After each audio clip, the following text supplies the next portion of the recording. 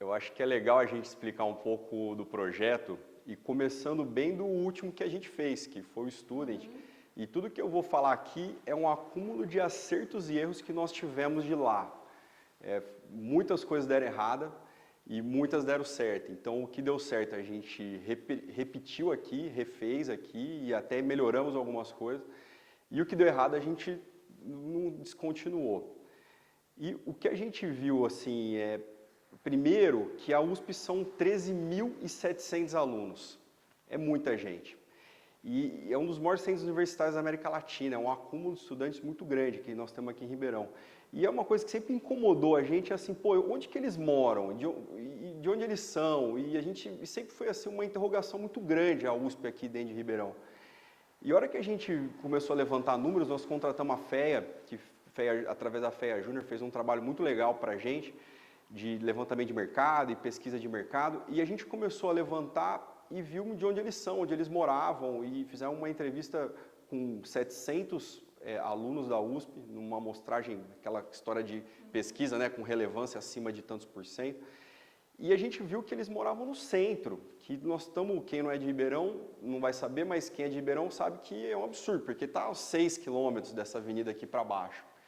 E a gente observou e falou assim, ó, tá bom, eles moravam no centro, e por que eles moravam no centro? Eles desciam no térreo no centro, aí tem a padaria, tem farmácia, tem serviço. E naquela época, antigamente, os alunos da USP passavam na USP, eles tinham muito acesso a ter um carro, as famílias davam um carro para essa turma. Então era fácil eles virem do centro para a USP e voltar, que era uma avenida em linha reta, a locomoção era muito fácil.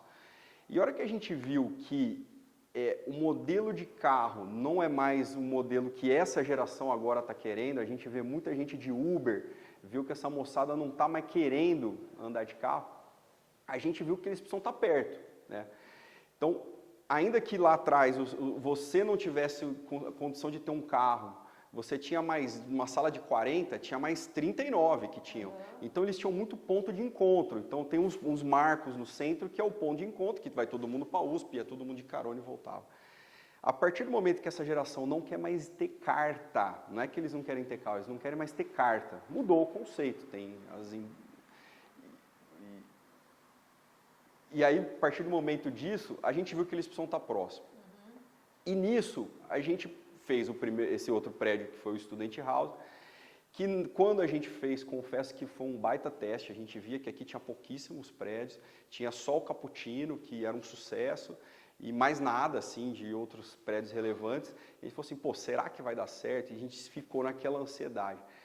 Acabou que a gente terminou o prédio e 30 dias antes de alugar, já estava um sucesso, aquele burburinho. Quando a gente abriu as portas, parecia que a gente estava dando um apartamento de graça. Fazia fila de pais fora do prédio, tinha que entrar um por vez, senão a gente perdia o controle lá dentro. E em 3 semanas nós locamos o prédio inteiro, 100% de locação em 3 semanas, foi uma loucura. E aí, a partir de então, a gente começou a ter uma outra questão que a gente viu, a gente opera o prédio, nós administramos esse prédio, eu sou o síndico do prédio.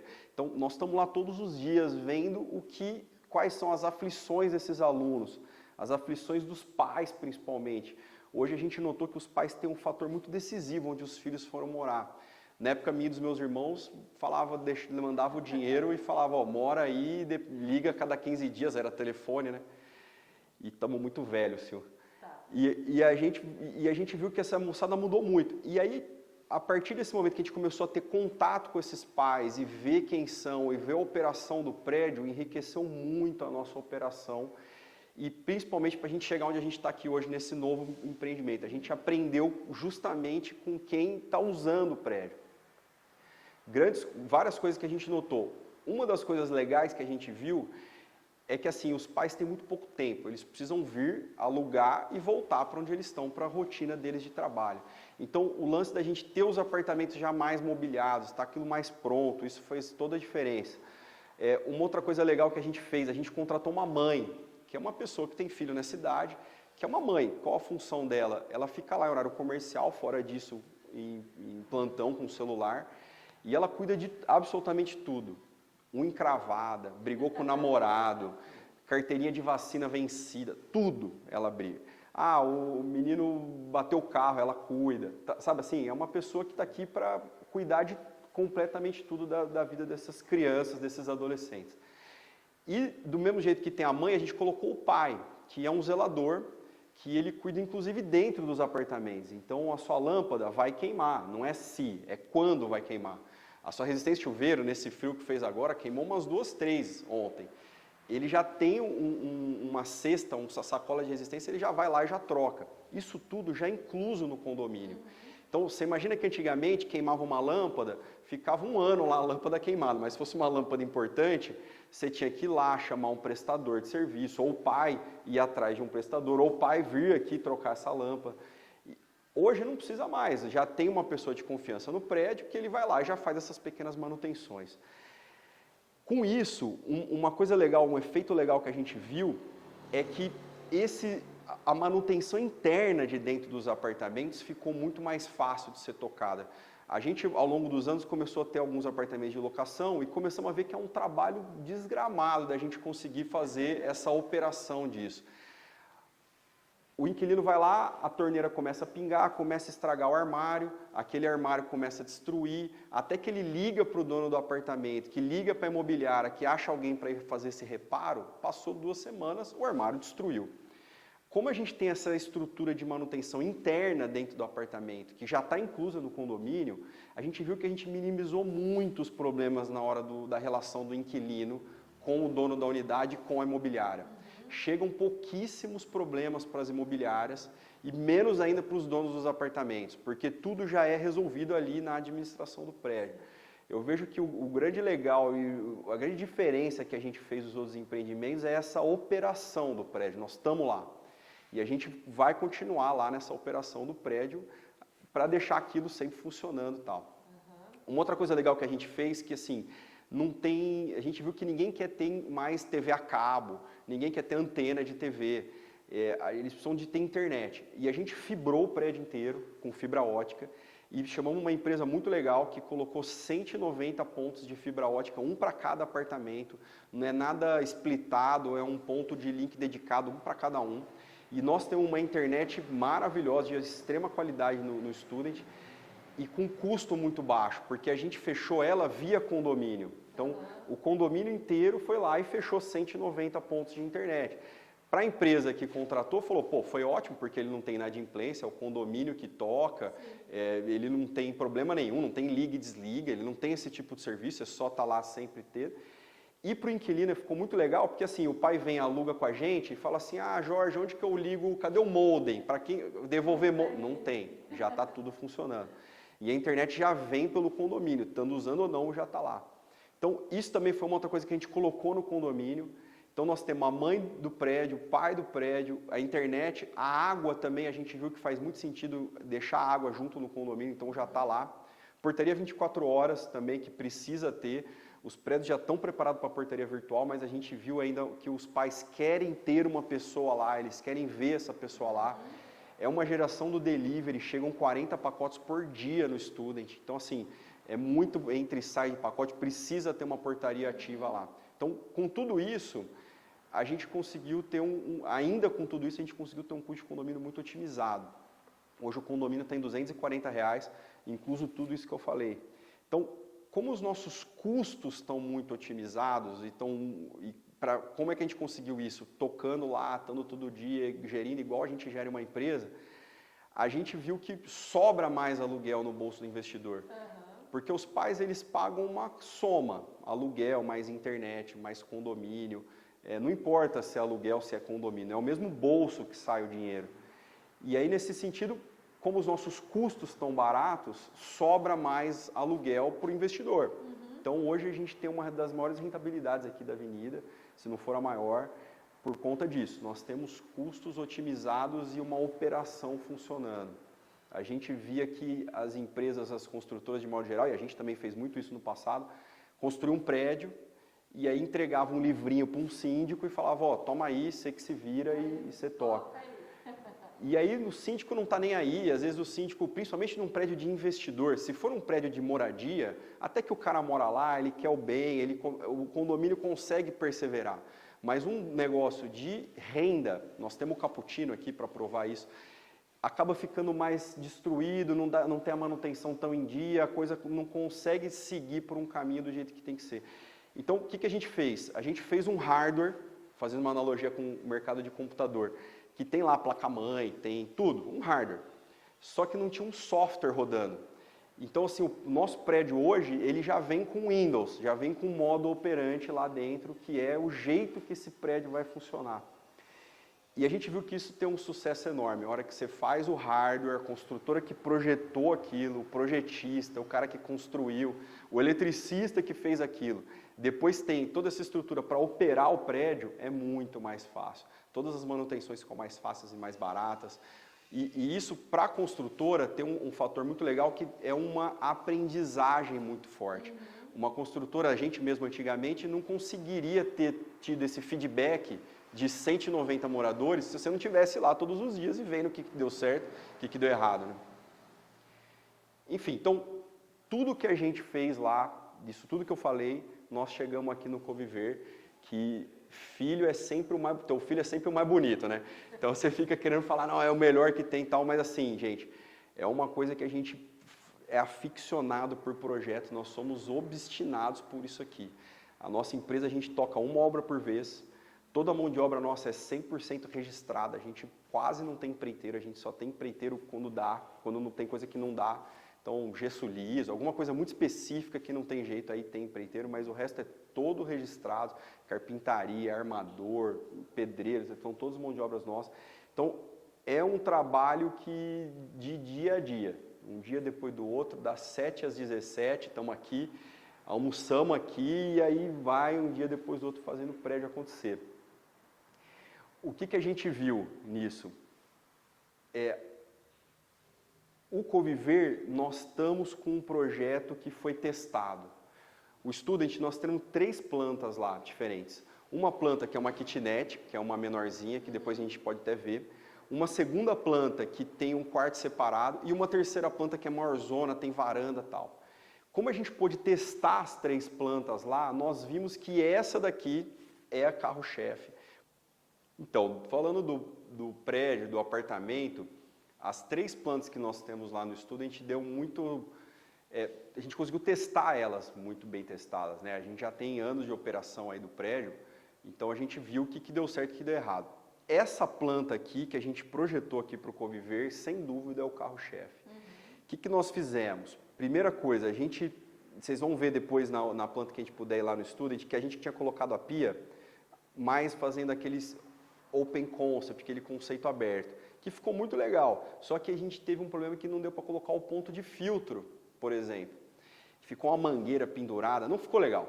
Então a gente voltou a pia para o lado da parede, ganhamos o ponto de filtro e ganhamos armários em cima da pia. A gente colocou 2 mesas lá no Student, a gente viu que uma ficava cheia de bagunça e a pessoa usava só a outra. Ele falou, então vamos tirar uma mesa, fica só uma para a pessoa usar. Então uma mesa que dá essa história da cozinha. A geladeira, ela liga e desliga à noite, a gente teve muita reclamação no Student de barulho. Então a gente fez um encaixe no limite do box aqui para a geladeira ficar mais comportada ali, fazendo um ruído menor. Nisso a gente consegue fazer uma marcenaria muito legal com micro-ondas aqui, já fazendo esse alinhamento.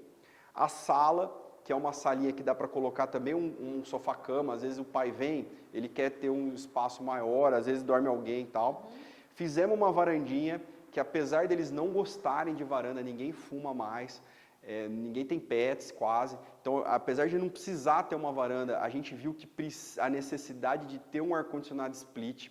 Lá no Student, vocês vão ver, pelo tamanho, não tinha uma laje técnica, então não deu para colocar split, é só ar de janela.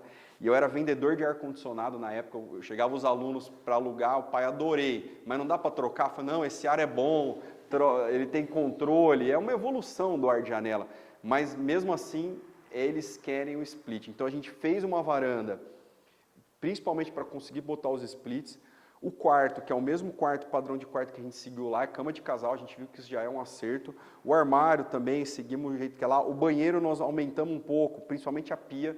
Nós tivemos muita reclamação das meninas que não conseguem colocar maquiagem, secador de cabelo, então a gente fez uma pia bem maior para conseguir acomodar esses itens de beleza. O box, fizemos um box mais padronizado. Lá no Student a gente teve que fazer um box sob medida e ficou bem mais caro depois na hora de equipar. Então aqui a gente fez o box de padrão mesmo, que é o box que é o kit que serve aqui.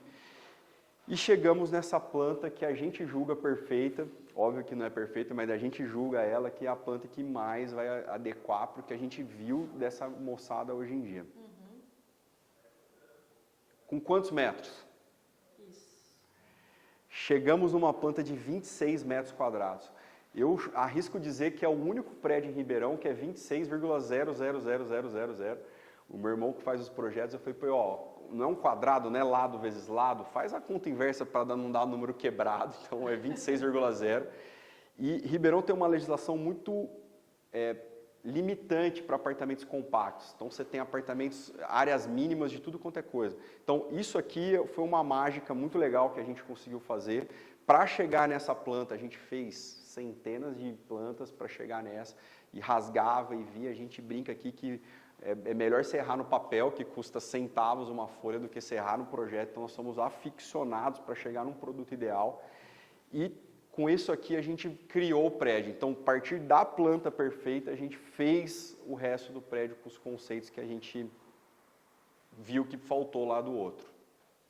Jorge, para termos de investimento, para quem quer investir, né, no Conviver, quantas pessoas que entram e saem dentro da USP?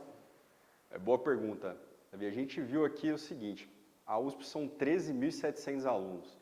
Se você fizer uma média aí de 4 anos e meio, 5 anos, o pessoal da medicina acaba ficando até um pouco mais, você vai ter uma média aí de 2.700, 3.000 alunos chegando todos os anos, e, em teoria, isso também saindo.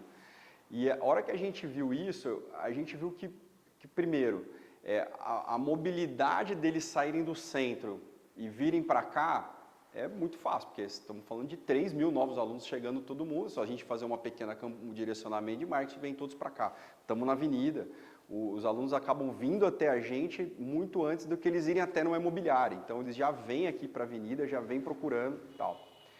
E legal, pensando assim em demanda, aqui nessa região, a gente tem pouco espaço, nós temos um futuro parque público aqui na frente, são 250 mil metros quadrados, é uma cava de pedra, que está pronto para ser um parque. Claro, falta um pouco de questões públicas aí para resolver. E nós temos um limitante aqui de construção. Então, considerando todos os prédios que estão prontos, considerando os que estão em obra, e considerando derrubar as casinhas e fazer mais prédio, no máximo, no futuro, daqui X anos, a gente coloca aí 3.500 unidades no máximo aqui. Isso considerando para um horizonte de 13.700 alunos e uma USP que ela pode expandir, porque é uma fazenda, é enorme. Então, se existe alguma das USPs que tem espaço, é aqui. Então, a gente viu que isso tem uma demanda muito maior do que a oferta que a gente consegue ter de apartamentos para cá, sabe? Ainda assim, tirando esses 3.000 alunos que podem ficar aqui perto da USP, ainda vão ter 10.000 que ainda vão continuar morando no centro, em outros lugares, em outros bairros. Então, pensando de demanda de investimento, isso é muito legal, porque quando você pega o Coviver aqui, ele é um prédio que ele já tem a demanda para quem ele vai ser locado. Às vezes você faz um investimento em alguns apartamentos pequenos, São Paulo tem vários disso, que eu me pergunto, pô, mas legal, prédio legal, maravilhoso, mas vai alugar para quem? Aí a pessoa fala, quem aparecer. Então, o nosso investimento aqui já é certo para o público certo. E hoje, a gente, não é arrogância falar isso, a gente aprendeu muito quem é esse público, aprendemos as dores deles e a gente sabe o que eles precisam, sabe? Pelo ter feito a operação do outro prédio. Então, para o investidor aqui, eu vejo que é um negócio que tem a demanda já garantida, tem para quem vai ser alugado e já tem o prédio toda a facilidade para atender esse público. E uma coisa legal, o que a gente notou muito, quando você pega empreendimentos de investimento, para investir, o custo do condomínio é o fiel da tua balança. Se você me falar, Jorge, comprei um apartamento e o meu condomínio é R$1.000, eu vou falar, seu investimento foi um desastre. Porque se o custo de condomínio é alto, o teu aluguel é baixo. Isso é uma lei, um axioma, uma lei que é fato do mercado. A hora que você pega Então, assim, o nosso produto aqui, a gente notou isso pelo outro, que a gente cuida muito do condomínio e para esse custo ficar com uma proposta de valor interessante para o inquilino. E a hora que você tem um custo baixo é onde sobra um aluguel mais alto. Então, primeiro, você tem que olhar o custo de condomínio que se faz, a demanda é importante, mas principalmente o custo desse condomínio, se vai sobrar dinheiro para o investidor ou não. Nós vimos muito desses investimentos em hotel ser um fiasco, nós vimos muitos investimentos se destruírem por conta de operação, gente. A operação num negócio imobiliário faz toda a diferença. Você pega um shopping, você vê se o shopping dá lucro ou não pela operação que é feita, se a coisa está bem otimizada, se está bem tocada, né? Então, isso aqui é a mesma coisa, é um prédio que tem vida. Tem um cliente nosso que brincou e falou que é um avião com piloto, né? Você tem um piloto lá tocando para aquilo lá e para aquela linha.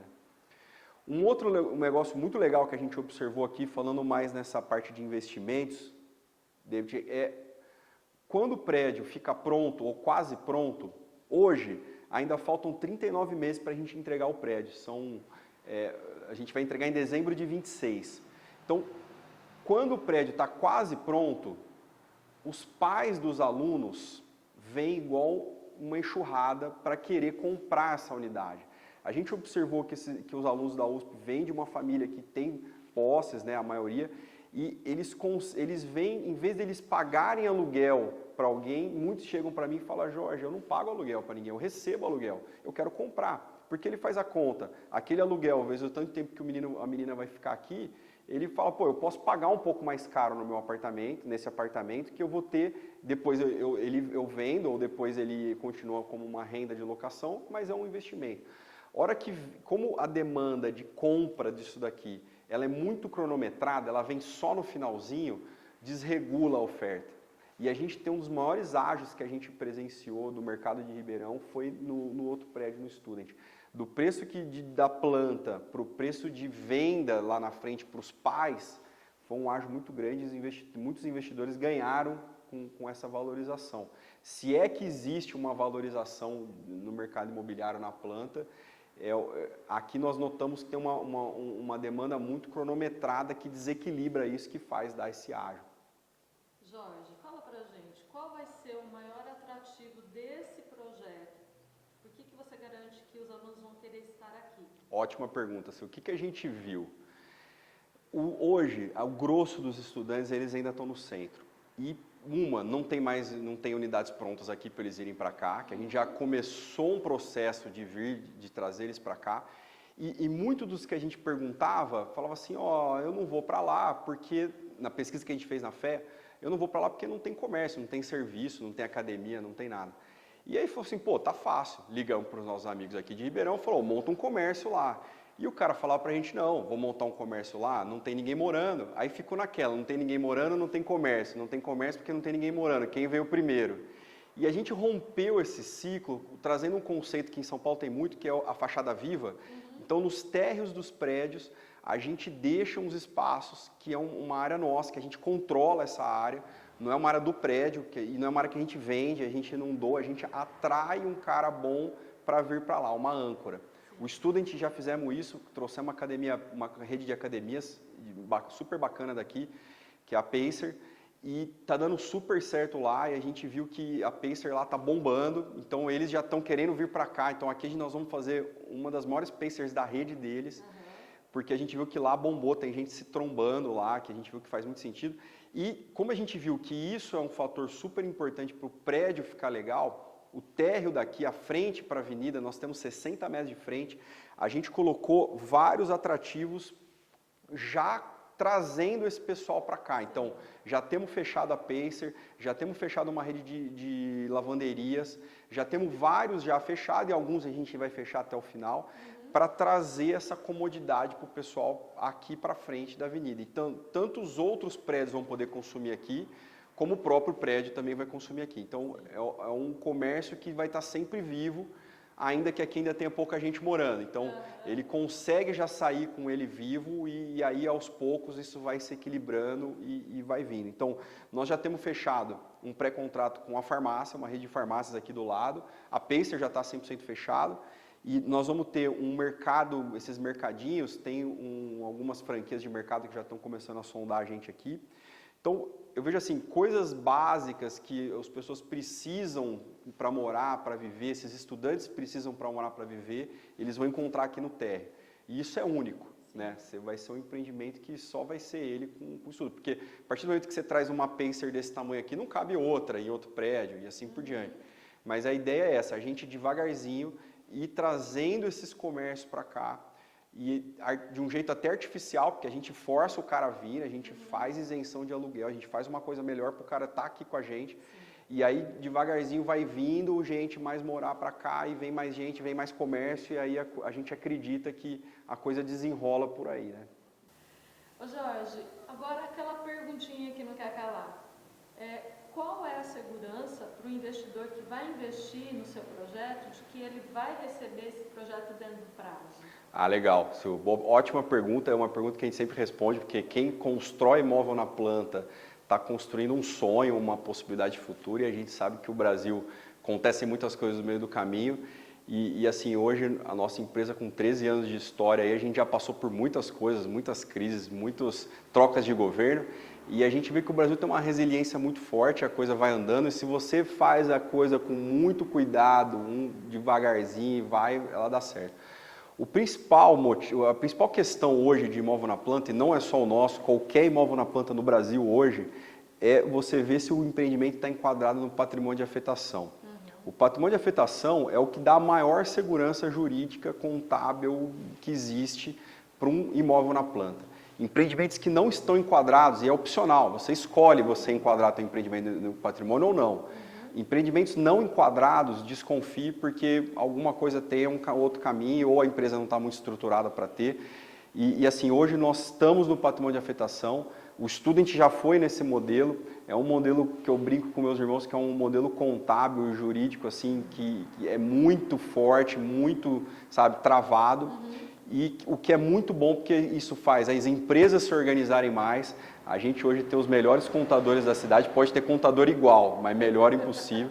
E assim, além disso, você consegue ter uma segurança muito boa para quem está comprando. O que significa o patrimônio de afetação em linhas gerais? O engenheiro dá mais palpite do que explica, mas em linhas gerais, ele separa todo aquele volume financeiro da empresa, que é a construtora em si, ou as pessoas físicas dos sócios, da obra em si. Então, hoje, o Coviver é uma empresa separada da nossa, é uma SPE, específico para ser construído esse prédio, e essa empresa enquadrou-se no patrimônio de afetação. Você passa por um critério muito grande da Receita Federal, papelada, eles olham muitas coisas, e todo recurso que entra nessa empresa, entra nessa conta dessa empresa, ele só pode sair dessa empresa através de nota fiscal e através de nota fiscal da própria obra. Então, é uma garantia muito boa para o pessoal que sabe que o que foi aportado ali está ali. Sim. Uma outra questão legal de se observar, assim, não é só na nossa, é ver o histórico, né? Nós temos um histórico de nunca ter atrasado uma obra e, assim, pode ser que aconteça, ninguém está fadado a isso, nós passamos por pandemia, nós passamos por muitas coisas, e graças a muito trabalho e muita sorte que a gente tem também, a gente conseguiu entregar sempre nos prazos. Aqui, esse empreendimento específico, que é o mesmo do Student, nós precisamos entregar ele em dezembro de 2026, que a gente pega no final do ano, a gente acerta a papelada, acaba de tirar bits e tal, e aí para pegar as locações do começo do ano, entendeu? Então, assim, é um time que a gente precisa acertar ele. É uma estratégia que nós vamos perseguir o máximo para conseguir ir nele, que, assim, uma coisa legal, nós somos os maiores investidores da nossa própria obra, a gente tem um family office que investe nos nossos negócios, que são individualmente o maior investidor, né, do prédio. Então, a gente tem todo o interesse para isso aqui funcionar e dar certo como um investimento mesmo imobiliário, né? Como nossa construtora trabalha de dentro da obra, a gente monta um escritório completo, com a estrutura completa para ficar alocado dentro da obra, a gente consegue ter um controle muito mais preciso das etapas da obra. Dessa forma, a gente consegue garantir um prazo com excelente data. Como é que a gente começa uma obra? A gente começa uma obra pela escavação e contenções laterais. A maioria das construtoras não faz nem a limpeza do terreno antes de começar uma venda. Ela coloca um container num terreno X, coloca um tapume bem bonito, começa a fazer as vendas, atingiu 30% das vendas, começa o prédio. Como a nossa construtora segue um modelo um pouco diferente, um outro caminho das construtoras padrões, porque a gente consegue ficar com uma parte do investimento como renda, a gente começa a obra 6 meses antes e só depois da terraplanagem e contenções laterais estarem totalmente finalizadas, a gente coloca os apartamentos para vender. Com isso a gente consegue garantir um prazo de obra mais preciso, sem atrasos. Esse prazo de obra, ele geralmente tem a sua variável na fundação, que é quando você encontra algumas dificuldades, como rocha, matacão. Muitas vezes a construtora, apesar de ter feito a sondagem bem feita, acaba encontrando um volume de entulho em certo lugar que não consegue, isso começa a atrasar muito a obra. A gente fazendo dessa forma um pouco mais de perto e começando a obra um bom tempo antes, a gente garante essa entrega da obra no prazo correto. Outra coisa que a gente sempre preza na nossa construtora é a mão de obra própria. Com certeza a gente segue um caminho inverso das construtoras, que terceirizam todos os serviços. A terceirização do serviço para a construtora, ela acaba gerando um gasto muito maior, que claro, é repassado para o cliente, a construtora não assume esse gasto, esse prejuízo, né? Ela tem que repassar. E o empreiteiro, ele não consegue entregar a qualidade que o dono da obra de perto consegue entregar.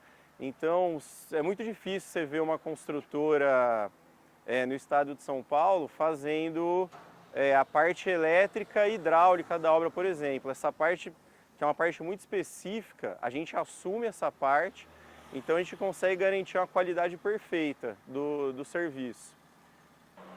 Bom, como a gente já finalizou a terraplanagem, as contenções, a fundação profunda, que foram mais de 1.200 estacas a 12 metros de profundidade, e já começamos a escavação dos blocos de concreto, mais de 252 blocos de concreto, e já passamos de 70% da execução deles prontos, a gente está praticamente com a fundação executada, terminando agora o período de seca, que vai começar agora o período de chuva novamente. A gente terminou a etapa no tempo certo. Vamos começar a execução das lajes, pilar, viga e laje agora. Então, a questão das chuvas não atrapalham mais, porque pilar, viga e laje, mesmo com chuva, a gente consegue tocar a obra porque não depende de máquina mais. Essa etapa da obra, pilar, viga e laje, ela tem um cronograma muito mais definido e muito mais preciso. E como a gente começa a obra 6 meses antes do lançamento dela, para ter essa garantia de entrega, a gente tem hoje praticamente 40 meses de obra ainda pela frente, sendo que a fundação já está pronta. Ou seja, as construtoras geralmente começam a vender o prédio sem fazer nenhum tipo de obra.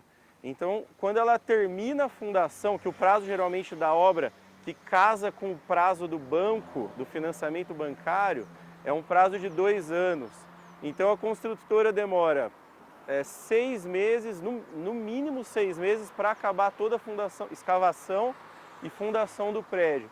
Com isso, ela tem 1 ano e meio só para finalizar a obra, inflando a obra com o máximo de empreiteiros possíveis e muitas vezes não entregando a qualidade que o cliente precisa. Ou seja, raramente nos outros empreendimentos, nos outros prédios que a gente entregou, raramente a gente volta para cumprir um defeito de obra, uma patologia, alguma coisa que afeta diretamente a moradia do pessoal.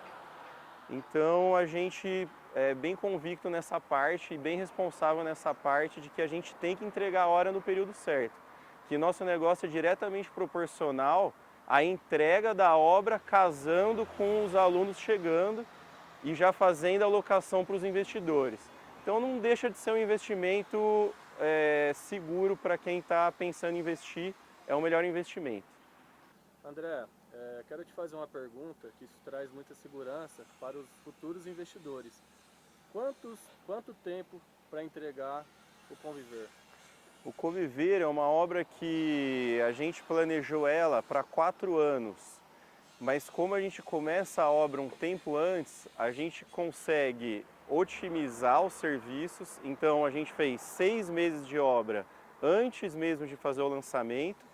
Então, com 3 anos e meio de obra que ainda faltam aqui, que seria dezembro de 26, a gente tem só a estrutura do prédio. A parte que seria um empecilho para as construtoras, a gente já executou. Então, em dezembro de 26, que é quando os estudantes estão ingressando na USP, que vêm com seus pais de outras cidades para fazer a locação, a gente consegue garantir esse prazo. Muito bom.